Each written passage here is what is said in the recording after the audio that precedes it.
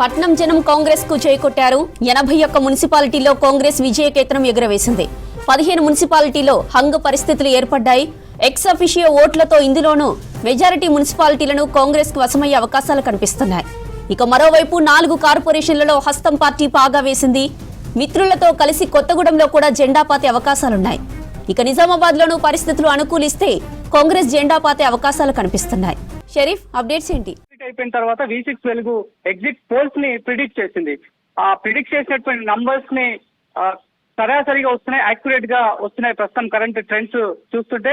ఎందుకంటే V6 వెలుగు చాలా స్పష్టంగా చెప్పింది, పలానా స్థానాల నుంచి పలానా స్థానాలు కాంగ్రెస్ పార్టీకి వస్తాయి, బీఆర్ఎస్ కి వస్తాయి, బీజేపీకి వస్తాయి అనేటువంటి అంశాన్ని చెప్పింది. స్వతంత్ర అభ్యర్థులకు ఎన్ని వస్తాయనేటువంటి అంశాన్ని చాలా స్పష్టంగా చెప్పింది.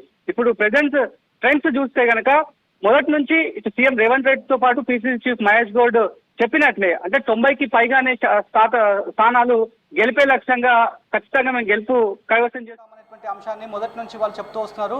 ప్రజెంట్ ప్రిడిక్షన్ చూస్తే వాళ్ళు చెప్పేటువంటి ప్రిడిక్షన్తో పాటు కరెంట్ ట్రెండ్స్ చూస్తే కనుక అది నిజమవుతోంది. ఇంకా సమయం ఉంది కాబట్టి కాంగ్రెస్ పార్టీ వర్గాలు, అధికార కాంగ్రెస్ పార్టీకి సంబంధించినటువంటి నేతలు ప్రిడిక్ట్ చేసినట్లే ఆ సంఖ్యలు వచ్చేటువంటి అవకాశం కనిపిస్తోంది. ఇందాక మీరు చెప్పినట్లు 80 స్థానాల్లో స్పష్టమైనటువంటి మెజార్టీ కనిపిస్తోంది. అది ఇంకా కంటిన్యూ అయితే కనుక 90కి పైగానే మున్సిపాలిటీలు కైవసం చేసుకోవడానికి ఛాన్సెస్ మెండుగా కనిపిస్తున్నటువంటి పరిస్థితి. మరోవైపు కార్పొరేషన్స్లో చూసుకుంటే కనుక ఇటు నిజామాబాద్, కరీంనగర్ మినహాయించి మిగతా దాంట్లో కంప్లీట్గా కాంగ్రెస్ పార్టీనే స్వీప్ చేసేటువంటి అవకాశం కనిపిస్తోంది. ఇటు కొత్తగూడెం కార్పొరేషన్కి వచ్చేసరికి గత అసెంబ్లీ ఎన్నికల్లో ఫ్రెండ్లీ అలియన్స్ ఉంది, పార్లమెంట్లో ఫ్రెండ్లీ అలియన్స్ ఉంది, కానీ మున్సిపాలిటీకి వచ్చేసరికి అలియన్స్ లేదు, తామే సొంతంగా బరిలో ఉంటామనేటువంటి అంశాన్ని చెప్పారు, బరిలో నిల్చున్నారు. అయినప్పటికీ కూడా హంగ్ దిశగా అక్కడి ఫలితం మనకి కనిపిస్తోంది. సో అలాంటి తరుణంలో కూడా ఖచ్చితంగా అధికారంలో కాంగ్రెస్ పార్టీ ఉంది కాబట్టి మోస్ట్లీ నెగోషియేట్ చేయడానికి ప్రాబిలిటీస్ చాలా వరకు ఉన్నాయనేటువంటి విషయాన్ని కాంగ్రెస్ పార్టీ వర్గాలు చెప్తున్నాయి. సిపిఐ, సిపిఎం మిత్రపక్షంగా ఉన్నాయి కాంగ్రెస్ పార్టీకి. బోత్ ఎన్నికల్లో అంటే 2 ఎన్నికల్లో కూడా, అసెంబ్లీ ఎన్నికల్లో, పార్లమెంట్ ఎన్నికల్లో కాంగ్రెస్ పార్టీతో కలిసి నడిచాయి కాబట్టి ఇప్పుడు హంగ్ వచ్చేటువంటి ఛాన్సెస్ ఉన్నాయి. హంగ్ వచ్చిందని చెప్పి అక్కడి తాజా ట్రెండ్స్ తెలుస్తున్నాయి కాబట్టి ఖచ్చితంగా మోస్ట్ ప్రాబుల్లీ ఖచ్చితంగా కాంగ్రెస్ పార్టీ వైపే అక్కడి మిత్రపక్షం వస్తుందని చెప్పి ఒక ఫలితం ఆ రకంగా చేంజ్ అయ్యేటువంటి అవకాశం ఉందని చెప్పి అది కూడా తమ ఖాతాలోనే వస్తుందనేటువంటి ఒక ప్రిడిక్షన్ని కూడా కాంగ్రెస్ పార్టీకి సంబంధించినటువంటి వర్గాలు అయితే చెప్తున్నటువంటి పరిస్థితి కనిపిస్తోంది. మరోవైపు సింబల్తో జరిగేటువంటి ఎన్నిక కావడంతో చాలా ప్రతిష్టాత్మకంగా కాంగ్రెస్ పార్టీ నేతలు గ్రౌండ్ జీరో నుంచి చాలా ఛాలెంజింగ్గా తీసుకున్నారని చెప్పడానికి ఇది ఒక విక్టరీ విజన్గా చెప్తాము అనేటువంటి అంశాన్ని అయితే కాంగ్రెస్ పార్టీకి సంబంధించిన నేతలంతా కూడా చెప్తున్నటువంటి పరిస్థితి. పంచాయతీ ఎన్నికల్లో కాంగ్రెస్ పార్టీ దాదాపు గత 10 సంవత్సరాలుగా ప్రతిపక్షంలో ప్రతి ఎన్నిక కొట్లాడుతూ వచ్చింది. ఇప్పుడు అధికార పక్షంలోకి వచ్చిన తర్వాత ప్రతి ఎన్నికను ఛాలెంజింగ్గా తీసుకుంటుంది. సీఎం స్థాయిలో ఉన్నా కూడా తానే గెలిపే లక్ష్యంగా ముందుకు పోతాను, ప్రతి ఒక్కరి గెలుపు కోసం, తన గెలుపు కోసం ఎవరైతే కష్టపడేటువంటి వాళ్ళు ఉంటారో వాళ్ళ గెలుపు కోసం ఊరూరే కాదు గడప గడప తొక్కుతానటువంటి అంశాన్ని ఓపెన్ స్టేట్మెంట్ని ఆయన ఇచ్చారు. అదే తరహాలోనే మున్సిపాలిటీ కార్పొరేషన్ ఎన్నికలకు సంబంధించి మొత్తం 116 మున్సిపాలిటీలు 7 కార్పొరేషన్లకు ఎన్నిక జరిగింది. వాటన్నిటిని కవరప్ చేస్తూ ఉమ్మడి జిల్లాలను బేరోజు వేసుకుని గెలుపు ప్రాబిలిటీస్ని బేరోజు వేసుకుని ఆయన 5 ఉమ్మడి జిల్లాల ప్రాంతాల్లో పర్యటన చేశారు. PCC chief Mahesh Goud, AICC Telangana incharge Meenakshi Natarajan, AICC Telangana కార్యదర్శులు వీళ్ళంతా కూడా బ్యాక్ టు బ్యాక్ పబ్లిక్లోకి వెళ్ళారు. పబ్లిక్ ఏం అనుకుంటున్నారు, గవర్నమెంట్ పాయింట్ ఆఫ్ వ్యూలో ఏం అనుకుంటున్నారు, గ్రౌండ్ జీరోలో ఏ రకమైనటువంటి పరిస్థితులు ఉన్నాయి, అర్బన్ ఓటింగ్ ఎటువైపు ఉంటుందనేటువంటి అంశాన్ని చాలా క్లియర్గా వార్ రూమ్ని ఏర్పాటు చేసి మానిటరింగ్ చేశారు.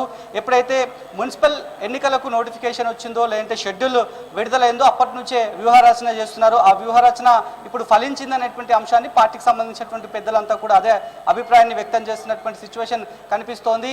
అభ్యర్థుల సెలక్షన్ దగ్గర నుంచి కొంతమంది రెబల్గా నిల్చున్నారు. రెబల్గా నిల్చోవడం ప్రతి పార్టీలో, ప్రతి అధికార పార్టీలో ఉన్నా కూడా లేదంటే ప్రతిపక్షంలో ఉన్నా కూడా వాళ్ళకు ఇష్టం లేకపోతే, టికెట్ రాకపోతే ఖచ్చితంగా రెబల్స్ నిలబడేటువంటి ఛాన్సెస్ ఉంటాయి. సో అదే తరహాలోనే ఇప్పుడు కూడా రెబల్స్ నిలబడ్డారు. కొన్ని చోట్ల హంగ్ వచ్చింది. హంగ్ వచ్చేటువంటి ప్రాంతంలో కూడా క్యాంపు రాజకీయాలకు ఏ రకంగా చెక్ పెట్టాలో మా దగ్గర రెమెడీ ఉందనేటువంటి అంశాన్ని పిసిసి పెద్దలు చాలా స్పష్టంగా చెప్తున్నారు. ఎవరైతే రెబల్స్గా నిలబడ్డారో వాళ్ళు కూడా తమ వైపు వస్తారు. End of the day Congress పార్టీకి సంబంధించినటువంటి క్యాడర్ వాళ్ళు ఖచ్చితంగా వాళ్ళు కూడా మాతో పాటు వస్తారు. కాబట్టి మేము చెప్పిన దాని ప్రకారం, మేము ఎన్నికల కంటే ముందు ప్రిడిక్ట్ చేసిన దాని ప్రకారం ఆ సంఖ్యలన్నీ కూడా మాకు సొంతం కాబోతున్నాయనేటువంటి అంశాన్ని చెప్తున్నారు. 2 ఏళ్ల పాలన ఇది రేవంత్ పాలనతో పాటు గవర్నెన్స్ ఇచ్చేటువంటి గవర్నెన్స్ ఏ రకమైన గవర్నెన్స్ ప్రజలకు అందుతుందో దాన్ని దానికి నిదర్శనమే ఈ గెలుపు అవకాశాలు అనేటువంటి అంశాన్ని అయితే కాంగ్రెస్ పార్టీకి సంబంధించిన శ్రేణులు అయితే చెప్తున్నారు. ఒకటి మాత్రం నిజమైపోతుంది, ప్రతి ఎన్నిక జరిగినప్పటి నుంచి V6 వెలుగు ఎగ్జిట్ పోల్స్ని ప్రిడిక్ట్ చేస్తుంది. ఎక్కడ కూడా తారుమారు కాలేదు, అక్యురేట్గానే వస్తుంది. అక్కడెక్కడ 1-2 చేంజెస్ ఉన్నా కూడా ఇప్పుడు మాత్రం ఇక్కడి మున్సిపల్ కార్పొరేషన్లకు సంబంధించినటువంటి ప్రిడిక్షన్లో మాత్రం V6 వెలుగు చాలా దగ్గరి సంఖ్యలను అయితే ఇచ్చినటువంటి పరిస్థితి. దానికి సంబంధించి పార్టీ వర్గాలు కూడా